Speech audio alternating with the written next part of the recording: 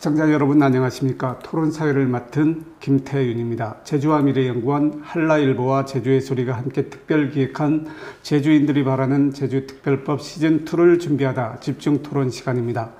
그동안 제주특별자치도와 제주자치도 특별법에 대해 토론을 해왔는데요. 오늘은 특별자치도 추진과 뗄래야 뗄 수 없는 국제자유도시에 대해 토론을 하려고 합니다. 국제자유도시는 2002년부터 시작되었습니다.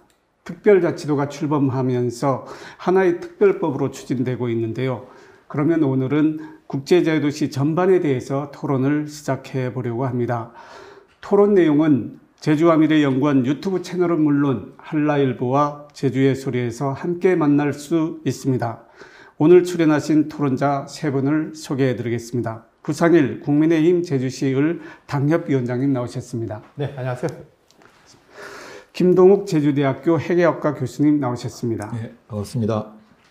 철학 박사님이시죠? 제주참여환경연대 이길주 이사님 나오셨습니다. 안녕하십니까. 앞서도 잠깐 말씀드렸습니다마는 2002년도부터 제주 국제자유도시를 추진하게 되었는데요. 제주가 국제자유도시를 추진하게 된 배경이랄까요? 시대적인 상황을 중심으로 김동욱 교수님께서 먼저 말씀해 주시죠. 예, 그 제주특별자치도의 국제자유도시 상당히 여러 단계를 거쳐서 지금까지 왔습니다. 거슬러 올라가 보면 1963년도에 제주 자유항 구상이 있었습니다.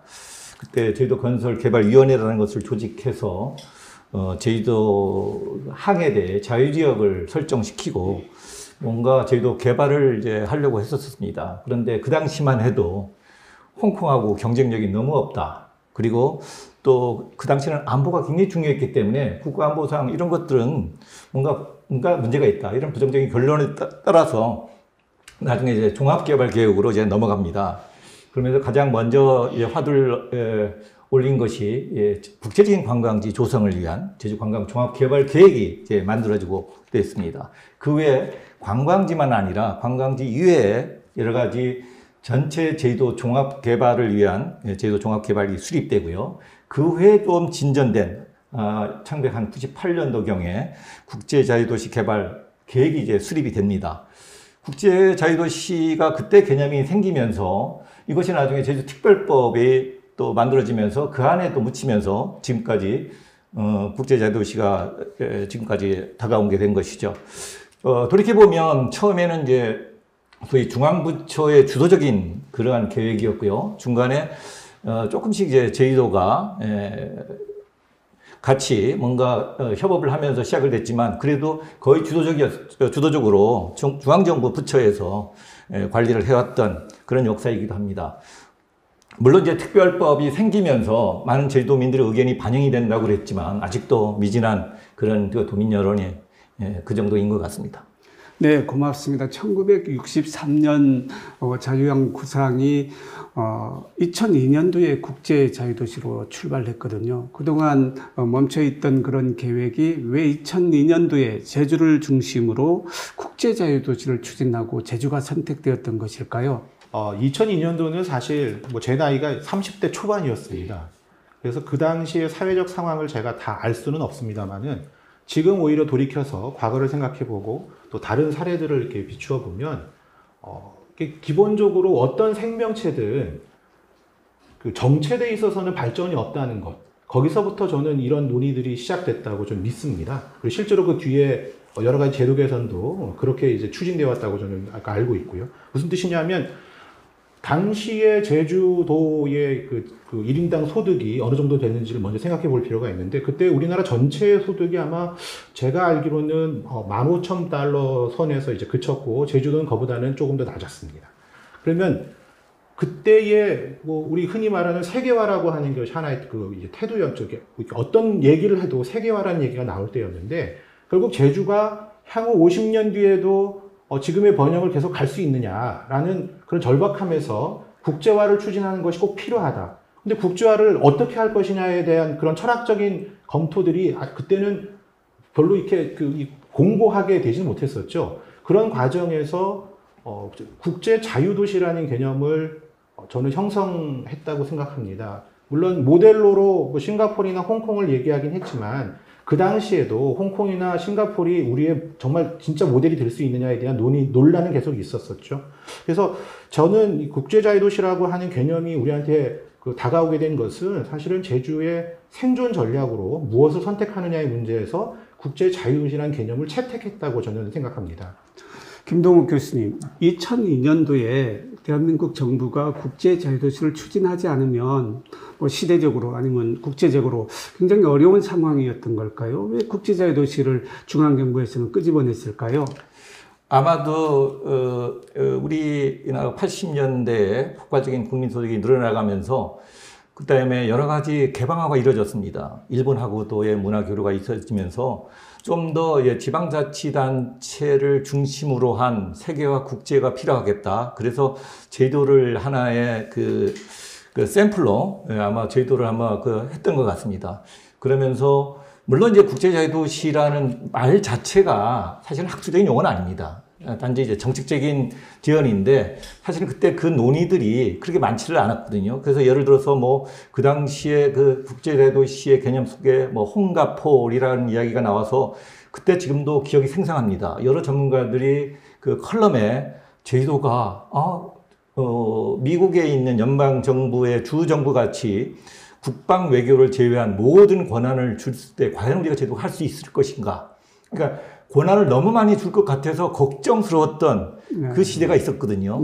근데 어떻든 뭐 지금 상황 보면 그거는 굉장히 우려였고 도리어 사실 우리가 자기결정권을 주지 않는 지금 한계 때문에 아직도 국제자유도시는 뭐 그리 아마 도민들이 체감하지 못하는 그런 정책이지 않았나 그렇게 생각이 듭니다. 제가 조금 첨언을 해도 괜찮다면 말씀을 좀 드리겠습니다. 그러니까 당시에 이제 DJ 정부 말기 그리고 이제 노무현 정부가 출범하는 그 상황이었는데 DJ 정부가 출범할 때 우리 모두가 알다시피 IMF라는 엄청난 이제 그 고난이 있었지 않습니까? 그래서 대한민국의 금융 시스템이 어떻게 선진화될 것이냐에 대한 논의가 국가적 화두 중에 하나였는데 그러한 화두 중에 하나로 우리 흔히 말하는 이제 그 옵쇼어, 그러니까 역외 금융센터 이런 개념들을 연구하기 시작했고 그때 제주도가 그래서 이제 싱가포르, 홍콩 모델이 늘 나오는 건데요. 국제적인 금융센터를 만들 만한 곳이 어디 있겠느냐. 그러면서 하나의 상징적인 개념으로 제주도가 그때 얘기가 된 것으로 저는 알고 있습니다. 그 뒤에 이제 저도 계속 그 이유를 찾다 보니까 그런 내용들도 나오더라고요. 그래서 그런 차원에서 시작이 된 것은 뭐 그 뒤에 뭐 이렇게 연구 논문이나 이런 데서 언급은 제가 못 봤습니다만은 당시의 얘기를 거꾸로 이렇게 뒤져보니까 그런 얘기들이 나오더라고요. 그러니까 제주도가 왜 국제자유도시라는 개념이 나왔는가가 전혀 관계없는 다른 쪽에서 얘기된 거하고 이거를 믹싱을 했다고 저는 생각을 해요. 두 분 말씀을 듣다 보면 중앙정부의 필요성이 많이 작용했던 것 같습니다. 또 한편으로 제주도개발특별법이 선행적으로 있었기 때문에 국제자유도시 특별법이 제주에서 이렇게 시작되지 않았나 생각하는데 도민과 시민사회의 입장은 중앙정부나 제주도의 입장과는 많이 달랐을 것이라고 생각을 하게 됩니다. 아시는 대로 도민들이나 시민사회에서 받아들이는 그런 상황들을 다시 떠올려서 말씀을 해주신다면 어떤 말씀을 제가 실은 그 하시겠습니까? 당시에 여기 없었어요. 유학가 있었는데 여기 나오느라고 이렇게 좀 시민 단체에서 어떤 그 행동들을 했는지 좀 살펴봤습니다. 그랬더니 초창기에 이거를 반대하는 이유 중에 하나가 지역문화 보존을 해야 된다. 그 다음에 인간정신의 개발이 돼야 된다. 그 다음에 자연을 계속 보존해야 된다. 지속 가능해야 된다. 이런 얘기들을 하고 있었어요. 근데 이제 그런 내용들이 실은 국제자유도시 종합계획 안에 보이지 않기 때문에 반대를 했고, 실은 지금 와서 보면 그게 그대로 시민단체들이 얘기한, 우려했던 것들이 그대로 나타나고 있다라는 생각이 들거든요. 아까 그 위원장님 얘기하셨듯이 철학적인 논의가 전혀 없었잖아요. 그렇죠. 네, 맞습니다. 그래서 이제 실은 국제자유도시가 뭔가, 국제가 뭔가라는 말 지금 다시 한번 생각해 봐야 될 것 같아요. 국제적이란 뭐냐? 가장 개인적인 거라고 얘기하잖아요. 제주도가 제주다울 때 국제적이 된다. 그 다음에 자유는 뭔가 인권이 보장될 때 우린 자유라고 할 수 있어요. 근데 우리 지금은 국제자유도시란 미명 아래 많은 사람들의 생명권이 지금 유린되고 있고 행복권도 유린되고 있고 사회 전체가 지금 굉장히 필요한 사회가 되어버렸어요. 그 다음에 도시의 기능은 뭔가 할 때 우리가 뭐 많은 이런 얘기들이 있지만 실은 공동체가 어떻게 살아갈 것인가라는 논의가 돼야 되는데 이에 대한 논의가 전혀 없었다. 근데 그게 더 문제되는 건 이제 3차 종합 계획을 지금 하고 있는데 지금까지도 그 논의가 없다는 게 더 큰 그렇죠, 문제가 맞습니다. 아닌가라는 생각을 합니다. 예. 이길조 이사님 말씀을 듣다 보면 중앙정부하고 제주사회와 좀 괴리가 있었던 것을 느낄 수가 있거든요. 제주와 중앙정부는 국제자유도시의 최종 청사진이랄까요? 아까도 말씀하셨습니다마는 싱가포르나 홍콩 모델을 선택할 수밖에 없었던 상황이라든지 싱가포르, 홍콩 모델이 구체적으로 제안하고 있는 내용은 어떤 것들인가요? 아마 그때 그 제주특별법에 나와 있듯이 상품, 그 다음에 사람, 그 다음 자본이 자유롭게 이동할 수 있는 아마 그 개념이 국제자유도시 개념으로 아마 특별법에 들어가 있던 것 같습니다. 그러면서 홍콩이 아까 우리 부위원장님 말씀하신 것 같이 금융에 대한 허브, 그래서 그 당시에 제주도를 국제금융 허브로 만들려는 포럼과 토론 굉장히 많이 있었습니다. 그렇죠.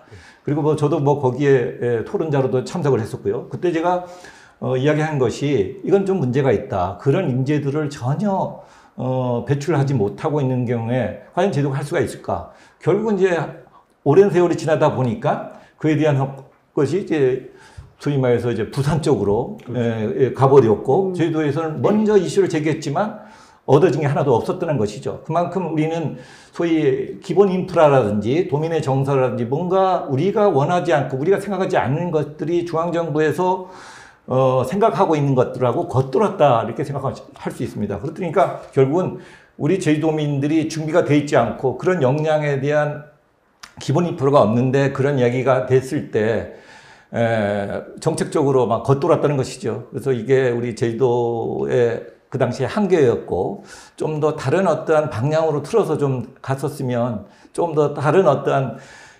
내용들이 국제자유도시에 묻혀져 있었지 않을까 그렇게 생각이 듭니다. 부상일 위원장님, 국제자유도시 개념과 또 홍콩, 싱가포르 모델에 대해서 위원장님께서는 어떤 생각을 갖고 계신지 좀 부탁합니다. 아까 이제 김동욱 박사님, 교수님도 말씀하신 것처럼 사실은 당시에 금융이라고 하는 시장, 그 금융 시장이라고 하는 측면에서 제주가 과연 그 시장을 먹을 수 있겠느냐 이렇게 접근을 해서는 사실 제주는 경쟁력이 없었다고 저도 생각을 합니다. 그런데 이제 한 가지 중요한 부분이 그럼 홍콩, 싱가포르 모델을 계속 얘기했겠느냐? 사실은 그거는 일반인들이 많이 알고 있기 때문에 그거를 그 하나의 모델처럼 이제 얘기한 것이지 누구도 책임질 수 있는 말은 아니었다고 생각합니다. 근데 그 제주가 이제 그 지역하고 어떻게 보면은 뭐가 같아서 그렇게 한번 질문을 해봐야 되는데 제가 확인한 바로는 홍콩, 싱가포르 그리고 두바이가 사실은 국제금융의 중심지였고 이 세 군데는 다 영국의 금융 시스템을 처음 그것이 성장할 때부터 싱가포르 같은 경우는 말레이시아에서 독립한 건 아시지 않습니까? 근데 그 훨씬 이전부터 18세기 말 19세기부터 영국의 금융 시스템들이 쭉 자리 잡았던 곳이 홍콩, 싱가포르이고 1970년대에 들어서는 두바이가 그렇게 되었거든요. 한국은 그렇지 않다는 겁니다. 그래서 그런 개념으로 가는 것은 사실은 맞지 않았을 것이다. 그럼에도 불구하고 저는 최종 청사진은 제주가 국제적인 도시가 되어야 된다고 생각을 합니다. 다만 어떻게 가야 되느냐? 지금 4차 산업혁명 얘기를 많이 하지 않습니까? 그렇다면 4차 산업혁명이 제주에서 꽃피울 수 있는 그런 인프라가 가능하냐? 거기에는 지금 우리 시민사회단체가 걱정하고 저 또한 걱정하고 있는 제주가 이제 환경의 그 보고로서의 가치, 그런 것까지 같이 어우러질 수 있는 새로운 이 산업의 이제 그 중심지로서의 제주가 가능한지, 그거에 대한 고민을 하면서 국제자유도시의 개념을 구체화시킨다면 저는 지금 우리 그 특별법이 굉장히 잘 돼 있긴 하거든요. 그래서 그 시너지를 얻을 수 있다고 생각을 합니다. 그 국제자유도시에 대한 개별법이 있었거든요. 예, 그렇습니다. 예. 그러다가 2007년도 우리가 행정적 계층이 구조가 이렇게 통일화되면서 그 안에 이제 묻혀버렸습니다. 예. 그러다 보니까 그때 당시에 특별자치특법의 가장 핵심적인 것이 뭐냐면 국방 외교를 제외한 모든 권한을 주겠다는, 역으로 따져보면 그렇다면 중국에서 홍콩을 통치하는 방법이 국방 외교를 하는, 그래서 아마 홍콩 모델로 가봅시다라고 얘기를 했는데 그 이야기는 뭐냐면 그러한 그 국방 외교의 모든 그러한 제도나 그런 그 법이나 국제 수준에 맞는, 걸맞는 것을 제공하겠다고 했었는데 그 외에 하나도 된 게 없거든요. 맞습니다. 그러면서 또 특별법이 되면서 특별법은 행정 이런 쪽에 치우치다 보니까 네. 국제자유도시라는 소위 추진력이 많이 상실됐습니다. 지금도 특별법 안에 국제자유도시 관련된 법이 아마 제 3편인가 나와 있을 겁니다. 맞습니다. 옛날은 다로 독립된 법이었기 네, 때문에 네. 그래서 제주도민도 관심이 없어지고 중앙부처 자체에서도 국제자유도시라는 개념도 시작돼 버리고 그러다 보니까 여러 가지 추진력이 좀 상실돼 버린 그런 느낌이 듭니다. 그럼에도 불구하고 2002년도에 설정한 개념이나 방향성이 지금까지 유효하거든요. 시민사회 단체 입장에서는 개념이나 방향성, 모델 전반적으로 어떻게 생각하시는지 이길주 이사님의 생각을 말씀해 제가 주세요. 실은 이걸 작년 국제자유도시라는 개념을 안 지가 얼마 안 돼요. 예. 예, 그래서 제주도에 이렇게 저 귀국하고 나서 지금 한 13년 정도 됐는데 이제 뭐 이렇게 여기저기 굉장히 개발이 많이 됐잖아요. 그래서 이게 다 왜 이렇게 되는지 이렇게 갖다 보니까 국제자유도시가 나왔고 그게 문제점이 보였습니다. 근데 지금 보면 국제자유도시라는 개념 자체도 그렇고 우리 제주도도 그렇고 만들어진 거잖아요. 만들어진 거는 없어질 수도 있어요. 없앨 수도 있다는 말이거든요. 지금 처음 꼭지부터 잘못된 거예요. 지금 두 분이 말씀하셨던 역사적인 배경이 있어서 실은 원래 취지하고는 다르게 지금 가고 있다. 그러면 근데 그 취지가 잘 가고 있으면 괜찮습니다. 잘 못 가고 있죠. 처음에 전 모르겠는데 이렇게 찾다 보니까 처음에 이곳을 용역을 맡은 업체가 있었어요. 1차 때. 보니까 그 글로벌 부동산 컨설 업체가 맡았더라고요. 근데 그러니까 결국은 부동산 업체가 맡았다는 건 뭐냐. 부동산 투기하기 용역이 만들어진 게 아닌가라는 저는 그런 생각을 했는데 실질적으로 지금 제주도가 부동산 투기에 정말 가장 핫한 지역이 돼버렸죠. 근데 이 회사가 한국에서 지사까지 만들었어요. 지금 뭐냐, 부동산 투기 전문 업체로서 아주 활발하게 움직이고 있습니다. 근데 이제 그래 그러면 1차 잘못했으니까 2차, 3차는 좀 다르게 하자라고 해서 다르게 했으면 좋은데 이번에 3차를 보니까 3차를 그 계획하는 용역을 맡아서 계획하는 분들이 전부 건축업과 토목업 관계의 전문가들 뿐이 없어요. 자, 이건 뭐냐면, 제주도는 지금 이제 거기 비전을 보면 제가 도민 참여단에 참가를 했는데, 비전을 만들으라고 해서 비전도 만들고 막 이렇게 했는데, 우리 전부 이렇게 하는 말이, 자연 보전. 그 다음에 도민이 주도적인 주도적이어야 된다. 도민들이 경제적으로 어떤 이득이 있어야 된다. 지금같이 글로벌한 게 필요 없다. 이런 얘기들을 하고 있거든요. 그런데도 불구하고 3차 계획서에는 전부 삽질주의의 모든 핵심 사업들은 다 삽질하고 관련된 거더라고요. 네. 그렇다면 이건 실은 잘못된 거니까 어떻게 수정해야 될지 모르겠어요. 네, 어떻게? 거기까지 말씀을 해주시고요. 20년 동안 제주가 국제자유도시를 추진하면서 외형적으로 또 제주에 많은 변화가 있었던 것만큼은 또한 부정할 수 없는 사실이거든요. 부상일 위원장님, 그래도 긍정적으로 추진한 어떤 성과가 있다면 어떤 것들이 있을까요? 그 질문에 바로 답하기가 조금 좀 어려워서 그렇죠. 네, 그래서 네. 이제 우리 이길주 이사님 말씀하셨던 내용에 약간 보충을 하면서 넘어가도록 하겠습니다. 우선은 당시에 국제자유도시 개발과 관련해서 부동산 컨설팅 그 업체가 이제 그 용역을 했다고 하셨는데 그거는 그럴 수밖에 없는 사정이 있었습니다. 그 왜 그러냐 하면 인프라를 어떻게 갖추어 줄 것인가. 그러니까 중앙정부와 제주도가 인프라를 어떻게 갖추어 줄 것인가. 그러면 어떤 인프라를 갖춰야 하는가. 그것 때문에 이제 그러한 그 얘기들이 그 가장 전문가들이 이제 부동산 컨설팅 업체 아니겠습니까? 그리고 그 투기라는 표현을 쓰셨지만 사실은 뭐 투기인지 아닌지 저는 판단을 못 하겠습니다만은 그런 이게 사정이 있었다는 것이고요. 그러면 지금은 어떻게 할 것인가의 문제가 또 아까 질문을 하셨으니까 저는 이렇게 생각합니다. 제주도는 국제자유도시를 제대로 추진해 본 적이 없어요. 그 얘기를 드리는 이유는 우리가 이제 실험을 할 때는 실험군이 있고 대조군이 있지 않습니까? 그러면 실험군과 대조군은 국제자유도시라고 하는 이 전처리가 어떻게 차이를 일으키는가를 봐야 되는데 지금 우리 제주 사회에서 벌어지는 각종 문제들은 국제자유도시 개념을 빼더라도 똑같이 벌어질 수 있는 문제라고 저는 생각을 하기 때문에 그렇습니다. 그러니까 국제자유도시가 제대로 실행을 해본 적이 없고 국제자유도시 개념하고 관계없이 우리 제주도가 우리 흔히 말하는 도시화 또는 뭐 개발지상주의 이런 것을 택했을 때 벌어지는 모습이 지금 벌어지는 모습과 같다면 저는 국제 자유도시라는 개념은 아직은 폐기할 단계는 아니다. 이렇게 생각을 하는 겁니다. 그리고 뭐 제가 이제 사전에 질문지를 받았을 때 그 뒤에 뭐 이런 질문이 나옵니다만은 도민들의 생활하고 국제 자유도시가 어떻게 결합될 것인가의 문제는 결국은 국제 자유도시가 제주도의 경쟁력과 또 이 경제력을 얼마나 더 올릴 수 있는가 하고 연결이 되는데 사실 그 부분에 대한 전략이 제주도에서 제대로 낸 적이 없습니다. 그리고 요번에 3차 그 용역 그 예비 보고서도 제가 봤는데요. 그런 부분에 대한 것이 국제자유도시란 개념을 빼도 똑같은 말이 나올 수 있는 것밖에 없더라고요. 그러니까 우리는 아주 괜찮은 법과 제도를 하나 확보를 했는데 사실은 이걸 활용을 못하고 있는 상황이라고 저는 진단을 하고 싶습니다. 그래도 긍정적인 성과를 남긴 것은 무엇인가를 저희가 찾아보려는 거거든요. 왜냐하면 20년 동안 많은 에너지를 투입했던 게 국제자유도시 종합계획 아닙니까? 그래서 세 분께서는 긍정적인 면에 대해서 찾아서 좀 말씀을 해 주셨으면 합니다. 국제자유도시의 긍정적인 면은 어떤 것이 있었을까? 그러게 저는 그냥 전체적으로 봤을 때는 사람뿐이 없다라는 생각이 듭니다. 사람. 그게 무슨 얘기냐면 더 이상 자연 파괴하고 지금처럼 난개발해서는 안 된다는 것을 알게 됐다는 점. 그런 면에서는 굉장히 긍정적이에요. 그러니까 어떤 걸 파괴하면서 우리가 얻은 새로운 것이죠. 그래서 깨시민들이 형성됐다라는 점이 긍정적인 평가라고 할 수 있습니다. 네. 예. 김동욱 교수님께서 저 구체적으로 말씀드리면 사실은 이제 몇 개의 프로젝트들이 있었습니다. 사실은 그게 긍정적이면서도 또 부정적인 면이 네. 또 유발되는 것인데 그중 하나가 영어교육도시라고 생각합니다. 물론 그걸 부정적으로 보시는 분도 없잖아 있습니다.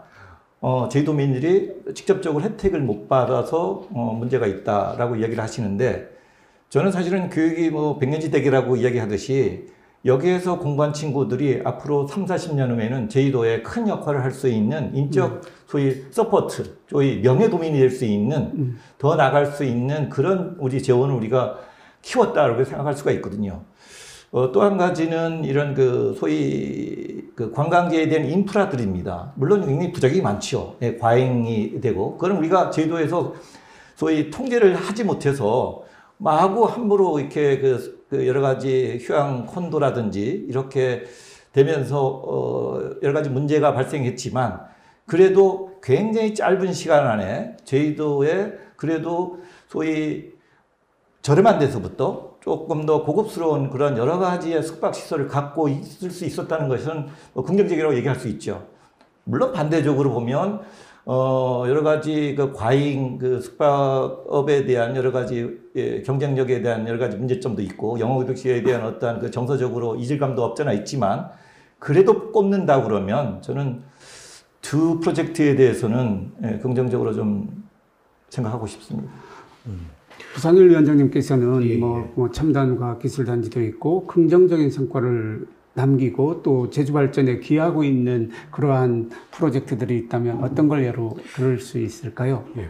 제가 초반에 밝혔듯이 저는 제주도가 국제자유도시를 제대로 해본 적이 없다라고 말씀드렸잖아요. 그래서 그게 국제자유도시의 성과라고 말씀드리기는 좀 어려울 것 같고 오히려 제가 그 김동욱 교수님이 말씀하셨던 그 두 가지 프로젝트도 저는 굉장히 긍정적으로 생각을 합니다. 근데 그게 국제자유도시라고 하는 개념으로 시작하지 않았다면 애초에 시작할 수 있었을까? 이런 생각을 하죠. 그리고 영어교육도시와 관련해서는 이게 사실 우리 도민분들한테 잘 안 알려져 있는데 우리나라 법상 국제학교라는 타이틀을 제대로 쓸 수 있는 곳은 영어교육도시 딱 그 지역밖에 없습니다. 뭐 인천의 송도나 뭐 여기저기 많이 있지만 사실은 그거는 우리 그 법상 그냥 외국인 학교입니다. 외국인 학교. 근데 국제학교라는 개념이 그러면 왜 차이가 있냐? 외국인 학교하고 어떤 차이가 있냐면 내국인이 기존의 교육제도를 그대로 활용할 수 있는 장점을 가지고 있습니다.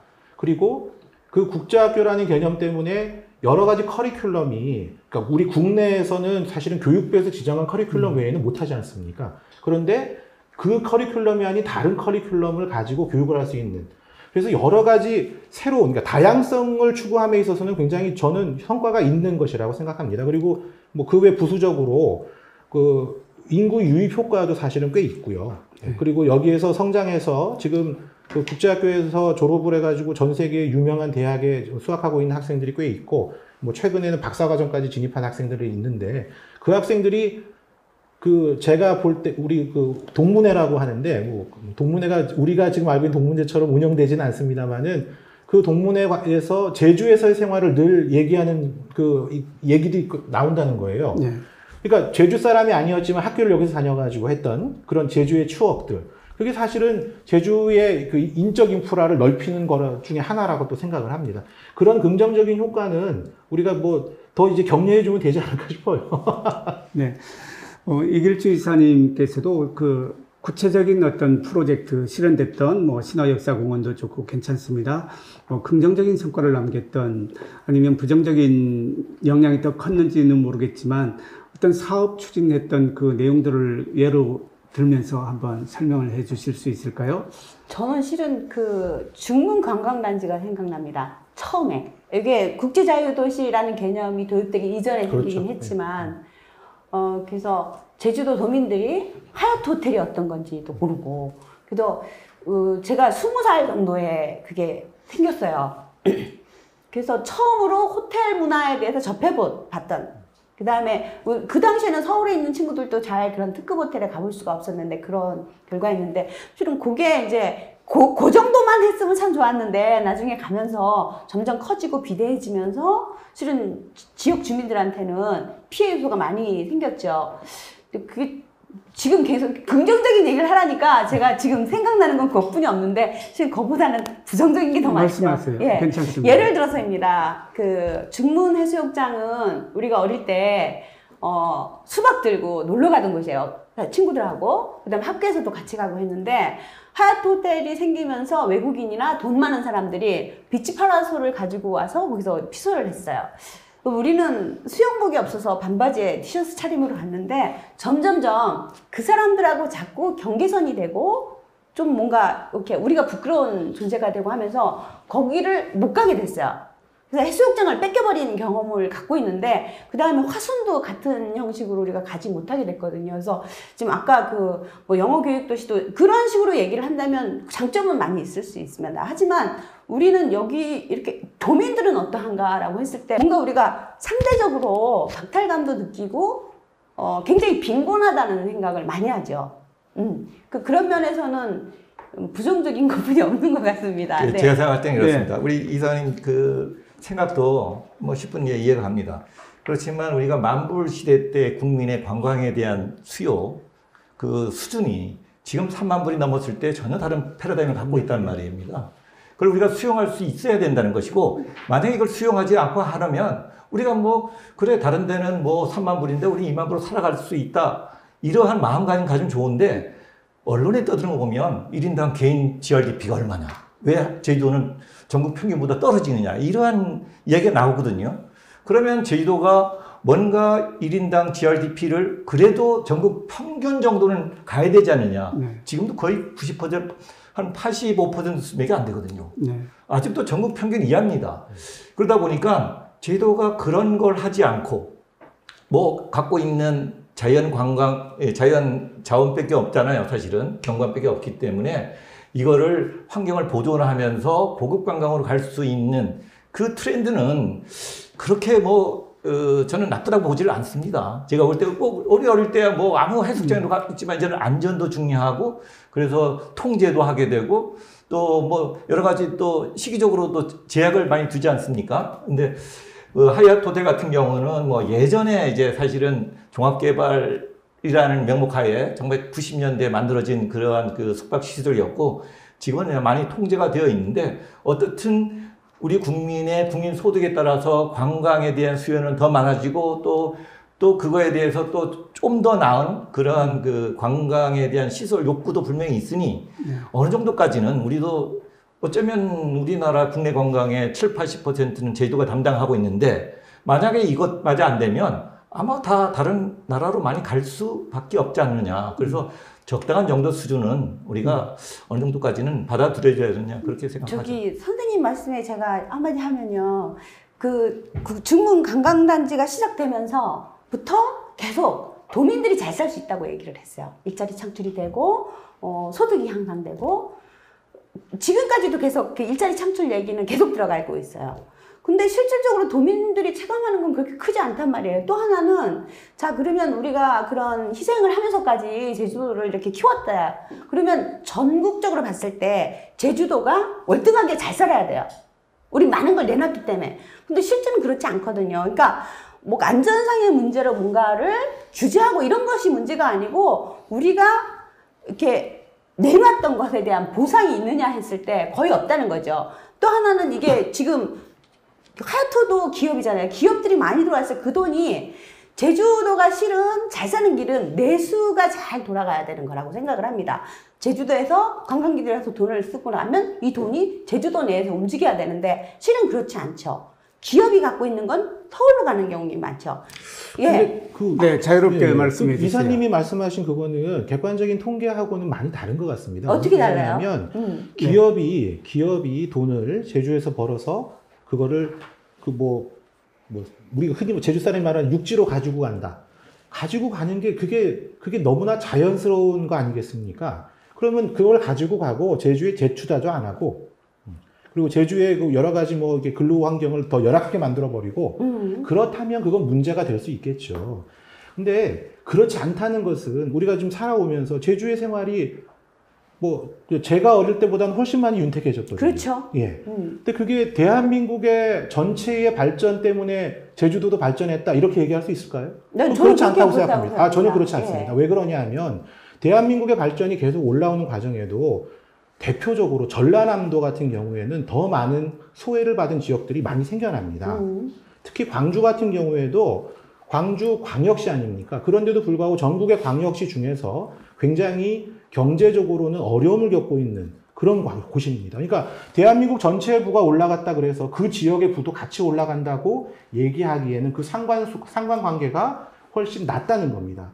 그렇기 때문에 우리 예전에 이마트가 제주 올 때 지금 말씀하신 그 논리로 이마트가 제주 오면 안 된다는 얘기를 많이 했었지만 사실은 이마트가 제주에 들어와서 그동안 어떻게 했는지 그 공간을 제가 다 말씀드릴 수는 없고 알지도 못합니다. 그런데 적어도 대형 마트의 편리성, 그거를 도민들이 맛본 거는 맞거든요. 그러니까 공과가 있다면 우리는 과를 어떻게 줄일 것인가의 의견을 모아야 되지, 과가 있으니 하지 말자라고 하는 것은 안 맞다고 생각합니다. 네, 좋습니다. 그 전라도가 지금 가장 빈곤한 지역이라고 얘기하셨는데 제주도는 내비둬도 예전에 이런 국제자유도시가 없어도 관광객이 많았던 동네입니다. 실은. 예. 잠깐만요. 여기서 한 가지만 말씀드릴게요. 김동욱 교수님께서 뭐 내수 문제도 예, 하고 의자 위치 관계를 아까 뭐 좀 통계 정리해서 말씀하시니까 예. 1차 우리 제주도 종합계획이 끝나고 난 무렵에 한 2010년, 11년도인데 2011년도에 1인당 총생산, 그러니까 1인당 GRDP를 따지면 전국의 79% 수준이었습니다. 그 후에 8년 지나서 2019년도, 아직 이제 잠정적인 결과입니다, 아직은. 그게 이제 82.6%, 83%가 되어 있습니다. 분명히 이제 한 7, 8년 사이에 뭔가 제주도의 GRDP가 올라갔다는 것이죠. 근데 제도를 생각해보면 이런 거예요. 이런 개발 계획이라든지, 소위 민간의 어떤 투자가 없었으면 제주도가 과연 이렇게 될 수 있을까? 왜냐하면 육지에 보면 굉장히 국가 인프라에 대한 투자가 엄청납니다. 제주도는 사실은 제가 근래 한 10여 년 동안 국가가 제주도에 국비를 투입해서 매몰 사업하는 걸 본 적이 없거든요. 뭐 항공도 그렇고 항만도 그렇고 다른 데는 뭐 KTX다 뭐 지하철이다 그래서 지역의 여러 가지 정지 여건이라든지 교통을 편리하게 하고 그리고 뭐 반도체 클러스터다 이렇게 해서 굉장히 투자가 많이 이루어진 데 불구하고 우리는 그나마 이런 그 국제도시에 연결된 어떤 개발 계획을 통해서 이 정도 올라가선 것이지 만약에 이런 개발 계획이 없었다 그러면 아마 1인당 총생산 GRDP는 지금보다 더 떨어질지도 모릅니다. 그러면 과연 그 도민들이 그걸 받아줄 수 있느냐? 아니죠. 그게 제가 볼 때는 어느 정도 저는 이제 제주도가 아주 잘 사는 것도 아니지만 전국 평균은 가야 된다는 게 제 신념이거든요. 그때까지는 뭔가 좀 제주도가 뭔가 발전을 해야 된다. 아직도 지금도 82.6%입니다. 전국 평균에 비해서. 이런 관점에서 우리가 개발 계획도 뭔가 일정한 긍정적인 면을 우리가 좀 봐야 되지, 제주도같이 국가 예산이 제대로 투입되지 않고 뭐 이런 상황에서 이 정도도 참 선방이라고 생각할 수 있다고 제가 생각합니다. 지금 말씀하신 거에 대해 미국 사례를 좀 말씀드리면 미국에서 제일 잘 사는 주가 어디냐면 그 제가 알기로는 그 캘리포니아입니다. 캘리포니아. 그리고 그 다음 잘 사는 데가 텍사스인가? 그리고 이제 뉴욕주 이렇게 될 겁니다, 아마. 그리고 못 사는 데가 이제 뭐 미시시피나 그 다음에 또 조지아 이런 데인데, 조지아에, 제일 못 산다는 조지아가 영국의 그, 1인당 국민소득하고 비슷하거든요. 근데 미국에서 제일 잘 사는 데하고 조지아는 거의 더블 스코어예요. 그나마 이제 우리나라는 그렇게까지 차이가 안 난다는 것인데, 제주도가 80몇 프로라고 하는 것은 사실은 우리나라 상황에서 볼 때, 그게 굉장히 심각한 상황인 거죠. 그냥 80몇 프로 우리 잘 살아 이게 아니라 80몇 프로밖에 안 되고 있어라는 위기감을 갖고 있지 않으면 위로 못 올라간다는 겁니다. 네, 그럼에도 불구하고 우리는 새로운 변화를 맞이하고 있습니다. 기후 위기라든지 아니면 저출산 고령화 현상 등이 나타나고 있는데, 부상일 위원장님도 국제자유도시다운 국제자유도시를 추진해보지 못했다라는 것은 지금까지 해왔던 방식에서 뭔가 변화를 일으켜야 된다는 그런 말씀인 것 같은데요. 맞습니다. 예. 어떠한 방향으로 새롭게 바꿔가면 좋을까요? 그러니까 저는 이 국제자유도시 제주특별자치도가 국가 전체의 굉장히 중요한 프로젝트가 되어야 된다고 생각을 해요. 아까 김동욱 교수님이 말씀하셨던 것처럼 뭔가 이제 정치적인 이슈로 넘어가면서 제주특별자치도의 자치권 문제에 대한 이슈들은 많이 생기지만, 국제자유도시 먹고 사는 문제와 관련해서는 뭔가 부정적인 것만 계속 이제 강조가 되는, 또 중앙정부에 우리 제주도의 뭐 예산과 관련된 협의를 하거나 또는 우리 규제 완화와 관련해서 특별법 개정 논의를 얘기를 하면 또 제주도냐 이런 얘기가 나와요. 그거는 무슨 뜻이냐면 제주도의 이 프로젝트가 국가적 프로젝트가 되지 않았다는 것이고, 그래서 사실 굉장히 많은 지혜를 모아야만 성공할 수 있음에도 불구하고 우리는 지금 오히려 외면받고 있다. 그렇기 때문에 우리가 그것을 어떻게 채울 것인가의 고민을 더 많이 하지 않으면 아마 이 국제자유시라는 개념만이 아니라 제주도 자체가 국가 전체에서 크게 중요성이 없는 지역으로 그렇게 외면당할 수 있는 상황이라고 저는 생각을 합니다. 이길주 이사님 말씀을 듣다 보면 외형적인 성장보다는 도민의 삶의 질에 중점을 둔 것 같아요. 그래서 뭐 자연환경 보존이라든지 탄소 중립 문제라든지 과도한 개발을 하지 않는 어떤 환경과 청정 이슈를 좀 더 포커싱해서 추진했으면 하는 바람 같으신데, 그러면 국제자유도시가 앞으로 어떠한 방향으로 나아가면 우려하시는 문제들이 좀 줄어들거나 사라질 수 있을까요? 이거는 제 생각인데, 좀 더 느리게, 약간 느리게 가도 되잖아요. 실은 우리가 예전에 비하면 정말 많이 잘 살게 됐어요. 저도 알고 있습니다. 그리고 한국 자체도 잘 살게 됐고. 근데 이제 중요한 건 뭐냐면, 잘 살긴 됐는데 이 빈부 격차가 너무 크다 보니까 못 살게 된 것 같이 느껴지는 거예요. 우리가 밥 먹을 게, 물론 시간이 없는 사람이 없잖아, 있긴 하지만 대다수는 먹는 거에 불편하지 않고 있어요. 근데 우리가 부족한 건 저 사람이 너무 잘 살기 때문인 거예요. 이 비교가 자꾸 되고, 그 다음 경쟁을 가속화시키죠. 제주대학교의 학생들도 별로 행복해 보이는 학생들 없어요. 어른들 주위의 사람들도 마찬가지예요. 그 다음에 집에서는 편하게 쉴 수 없어요. 왜냐하면 전도가 모든 각 개인의 집이 관광지가 돼버리는 거예요.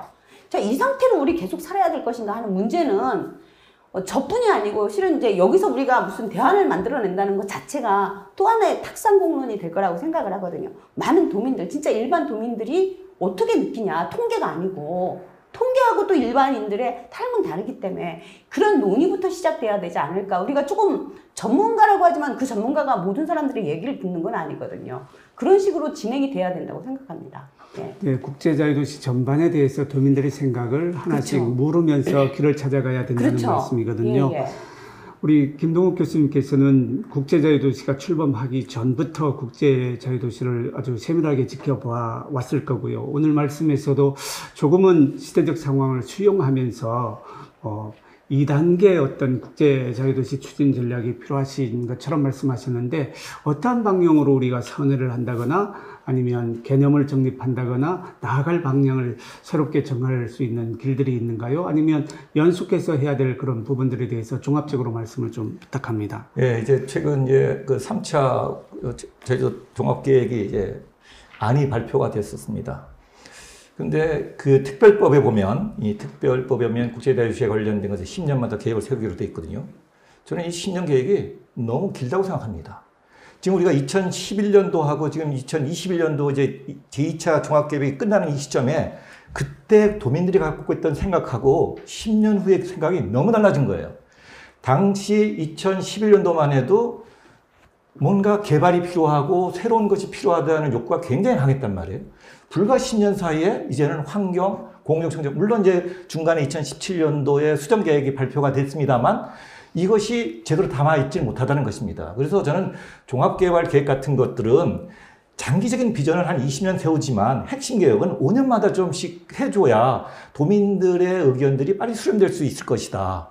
중간에 수정 보완 계획을 해봤자 그게 잘 빛이 안 납니다. 그래서 지금 우리 예컨대 우리가 지금까지 보면 10년 정도 계획이 너무 길고 또 이런 게 또 있는 것 같습니다. 이게 이 개발 투자를 많이 받다 보니까 그에 따라서 규제 이런 것들이 굉장히 많아졌어요. 환경에 관련된 규제, 투자에 대한 규제도 그전보다 훨씬 더 많아졌습니다. 문제는 뭐냐면 그런 환경 규제가 있는 제도를 정확하게 실행을 했었으면 지금 제도 이 정도까지는 안 왔을 것이다. 그런데 그걸 통제를 제대로 못한 거죠. 그러니까 법은 있으되 그걸 느슨하게 집행을 하다 보니 도민들한테 원성을 사는 그런 상황이 되어버린 것 같습니다. 어떻든 개발하고 우리 뭐 청정한 환경을 보존하는 것이 양립으로 이제 가야 된다는 게 도민들의 정서지 않습니까? 그래서 좀 짧은 기간에 도민들을 수용할 수 있는 계획, 그 5년 단위 핵심 사업을 점검하고 다시 갈 수 있는 그런 것들이 필요하고요. 지금 나와 있는 환경은 아마 다른 어떤 타 지방자치단체에 비해서 더 강력한 제도를 다 갖고 있는 건 사실이거든요. 그렇죠. 그러다 보니까 기업들이 들어오기를 꺼려합니다. 그러니까 국제자유도시 개념이 완전히 역적이 된 거죠. 사람, 상품, 자본이 온다는 국제자유도시 아니라 국제자유도시 아닌 도시고 가버렸고, 그러니까 퇴색돼 있고, 그러니까 이제 말도 안 꺼내죠, 사실은. 뭐 그러다 보니까 지금 여기 상황에 왔는데, 어떻든 지금 이제 3차 계획을 제가 벌써 느끼는 것은 좀 상상력과 창의력이 좀 부족했다라는 생각이 제 생각입니다. 다시 한번 그 2차만 해도, 그러니까 이게 용역 주체 업체의 그 본질인 것 같아요. 2차는 삼성 경제연구소에서 했습니다. 네. 3차는 국토연구원에서 했거든요. 그러니까 그 용역 내용이 거기서 나타나는 그런 면이 없잖아 있고, 국토연구원이 또 공항에 여러 가지 용역도 하다 보니까 약간 그쪽으로 치우친 약간 개발 위주, 또 국토연구원에 생각하고 있는 그런 여러 가지 것들로 그 컨텐츠가 채워지지 않느냐. 그래서 도민들이 많이 비판을 하고 뭔가 좀 더 좀 신선한 어떤 그런 그 프로젝트라든지 어떤 사업의 구상이 좀 부족하지 않느냐. 그런 비판을 하는 것 같습니다. 이번은 좀 짧은 답변을 기대해 보겠습니다. 예. 사람, 상품, 자본의 이동이 자유로운 제주, 예. 기업하기 좋은 제주. 이 모습에서 뭐 계속 끌고 가야 될지, 변화를 준다면 어떠한 방향으로 좀 얘기할 수 있을지 그 부분을 좀 말씀해 주시죠. 저는 사람, 상품, 자본이 자유로운 이동을 지금 저희가 폐기할 이유는 없다고 봅니다. 네. 근데 다만 아까 말씀하신 환경이나 여러 가지 이제 우리가 삶을 풍요롭게 하는 여러 가지 사회적 가치들이 굉장히 중요해지는 이 시대가 되지 않았습니까? 사회적 가치가 얘기 나왔을 때 사람들은 어떻게 평가할 것인가의 문제가 있었는데 지금은 기업들이 알아서 평가하거든요. 특히 ESG 같은 경우 대표적 아니겠습니까? 그러니까 환경이라고 하는 그런 요소들을 이 국제자유시 요소에 집어넣는 것이 이게 그 뭐 규제 또는 개발을 막자 이런 논의가 아닌 굉장히 이제 융합이 가능한 개념으로 이제 될 만한 그런 사회적 상황이 전 됐다고 봐요. 근데 그걸 어떻게 모아내느냐는 이제 우리의 지혜들이겠죠. 네, 김동욱 교수님께서는 예, 뭐 기업이 예전에 이제 2000년도 초반에 러시가 많이 이루어졌거든요. 그 실질적인 투자는 2005년, 2010년 되면서 아마 한 10여 년 후에 한 30조 돈이 이제 제주도에 투입이 됐습니다. 그럴 때는 사실은 좋은 기업인지 나쁜 기업인지, 좋은 돈인지 나쁜 자본인지도 모르면서 제주도가 받아들였습니다. 그러다 보니까 소위 말해서 수익을 창출하기 위해서 메인 제주도가 원하는 사업을 하지 않고 다른 콘도 부동산 사업을 하고 그다음에 소위 말해서 신화엑스원 같은 케이스가 그런 케이스들인데 그걸 통제하지 못했습니다. 그 당시만 해도 투자를 굉장히 도에서 원했고 일부러 해외 출장을 가면서 투자를 받아들이기 굉장히 많이 노력을 했기 때문에. 근데 지금은 이제 아마 제주도에서 관련 부서에서도 충분히 이런 것을 걸을 수 있는 그러한 이제 노하우가 생긴 것 같습니다. 그래서 그러한 정말 좋은 기업, 제주도민한테 그 혜택이 올 수 있는 그런 기업들을 선별해서 받아들이고 그에 따라서 아마도 기업들도 이제는 아까 ESG 말씀하셨지만 그런 컨셉을 갖는 기업들이 앞으로 이제 나오지 않을까. 또 그런 또 기업들을 또 제주도에서 받아들이고 참 어려운 문제입니다. 왜냐하면 제주도가 여러 가지 그 뭐 GRDP가 나오지만 GRDP는 부가지세 합이거든요. 부가지세 있는 그 산업 자체가 관광업도 아니고 1차 산업도 아닙니다.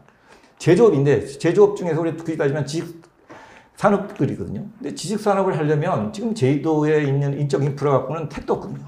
카카오가 실패한 이유도 바로 그렇습니다. 본사가 왔지만 인재 재원을 제대로 확보하지 못하다 보니까 다시 판교로 가는 그런 악순환이 벌어졌습니다. 그래서 이 사람을 키우는 그런 인프라도 앞으로 이 종합개발계획 속에 좀 묻어져 있었는데 이번 종합개발계획에는 그런 내용이 전혀 없었거든요. 그래서 뭐 시설만 뭐 들어오고 뭘 만들자 이런 것들인데 좀 사람들을 키워낼 수 있는 그런 인프라를 좀 더 제주도 차원에서 좀 고민해야 되지 않을까 그렇게 생각합니다. 이길주 이사님, 예, 저도 그 도민의 삶의 질을 높이기 위해서 어떤 방향으로 이렇게 나아갈지 좀 강조를 해주신다면. 자, 지금 실은 아까 그 선생님 말씀에 하나 동의하는데 그 인프라 만드는 거요. 인재 육성. 그거 제주대학교에서 해야 될 것 같습니다. 실은 제주도에는 좋은 자원이 많아요. 이렇게 개발하지, 이렇게 삽질하지 않고 할 수 있는 것도 예를 들어서 사삼학과를 만들면 전 세계가 주목할 거예요. 아마도. 그다음에 그걸로 인해서 우리 지금 제주도에서 뭐 이렇게 국제적으로 큰 행사를 유치하겠다고 하는데 그런 것들이 활성화되면 학회라든지 이런 거 다 큰 글로벌한 학회들이 유치될 수 있는 거거든요.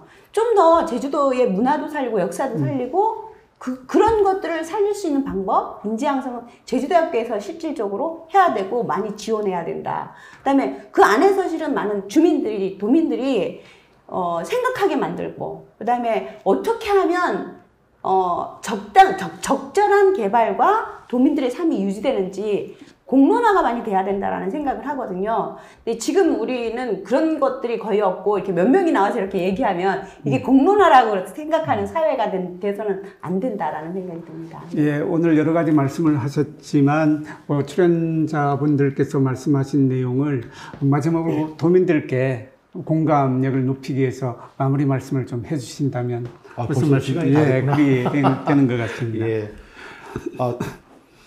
뭐 시청자 여러분이라고 말씀드려야 될지 모르겠습니다만 저는 이렇게 생각합니다. 우리 제주도는 이 섬이라고 하는 명확한 한계를 우선 가지고 있다는 거. 그럼 그 한계를 어떻게 극복할 것이냐를 생각하면 외부와의 교류를 극대화하는 것이 그 한계를 극복하는 굉장히 중요한 방법이라고 생각합니다. 그러한 과정에서 여러 가지 부작용은 당연히 생길 수 있습니다. 그러니까 인간의 역사는 그런 부작용을 어떻게 줄이는가에 초점을 맞추는 것만 가지고 역사가 발전하진 않았다고 생각합니다. 새로운 도전을 하는 과정에 생길 수 있는 부작용을 최소화하는 지혜, 이 두 가지가 같이 어우러져야 되겠죠. 저는 제주와 관련해서 여러 가지 얘기가 나올 때 뭔가 하지 말자라는 쪽의 얘기가 더 강조되는 느낌을 가끔씩 받습니다. 그래서 도민 여러분께 저는 도전은 도전대로 하고 거기에서 발생하는 부작용을 줄이기 위한 지혜는 같이 모아보자. 이렇게 말씀드리고 싶습니다. 교수님도 도민께 한 말씀 부탁드립니다. 사실은 제주도 지금 경제를 유지하는 것만으로도 굉장히 많은 힘이 듭니다. 계속적으로 뭔가 발전해야 되고 개발해야 되고 또 그에 대응하는 그 소위 여러 가지 부작용에 대한 것을 어떻게 최소화할 것이냐. 그리고 이미 만들어진 환경에 관련된 것들, 그 다음에 우리 제주도가 추구하는 사회적인 가치 같은 것들을 조금 더 소위 말해서 기업들이 들어오기 전에 제주도 오면 이러한 형식으로 사업을 하겠다는 마인드를 갖게끔 그런 형식의 어떤 기업 위치를 통해서 제주도는 앞으로 계속 발전해 나가야 되고 그 맥시멈이 표준은 1차적인 목표는 전국 그 1인당 GRDP의 평균 정도는 갑시다라는 게 제 목표입니다. 그 외에는 또 새로운 패러다임을 우리가 고민을 해야 되지 않을까 그렇게 생각합니다. 이길주 이사님도 시청자 여러분들을 위해서 한 말씀 부탁합니다. 네, 현대는 너무 바빠서 천천히 가자라는 얘기를 많이 하고 있습니다. 제주도도 실은 그 와중에 있는 것 같습니다. 일단 좀 멈추고 좀 더 신중히 제주도가 어떻게 갈 것인가 우리 모두가 신중히 생각해보고 그다음에 잘 살피는 그런 지금이 그렇게 돼야 되지 않을까 생각합니다. 그래서 지금 그 제3차 종합계획서를 볼 때도 여러분들이 멈춰서 한번 제주도가 지금 현재의 모습이 어떤가 생각해보고 잘 내용을 살펴라. 그렇지 않으면 또 10년 동안 우리 고생하게 됩니다. 여러분들이 그 국제자유도시라는 개념도 잘 모르시는 분들도 많을 것이고 저도 잘 몰랐습니다만은 개념을 잘 이해하시고 종합계획서도 좀 보시고 해서 좀 더 제주다운 제주도, 그 다음에 도민들이 좀 질적으로 편안한 삶을 영위할 수 있는 제주도를 만드는데 함께 했으면 좋겠습니다. 이상입니다. 예, 시청자 여러분, 오늘 토론 어떻게 보셨습니까? 몇 마디 나누는데 금세 시간이 지난 것 같습니다. 제주국제자유도시는 지난 20년간 제주가 걸어온 길입니다. 중앙정부와 제주가 함께 선택한 길입니다. 도민들의 삶에 지대한 영향을 미치고 있습니다. 저희가 오늘 제주국제자유도시를 다시 조명하며 성찰하는 이유는 바른 길을 선택하고 바른 길을 가려는 것입니다. 다 함께 책임지는 우리 도민의 길을 함께 가기 위한 것입니다. 오늘 토론 여기서 마치겠습니다. 시청자 여러분 고맙습니다. 고맙습니다.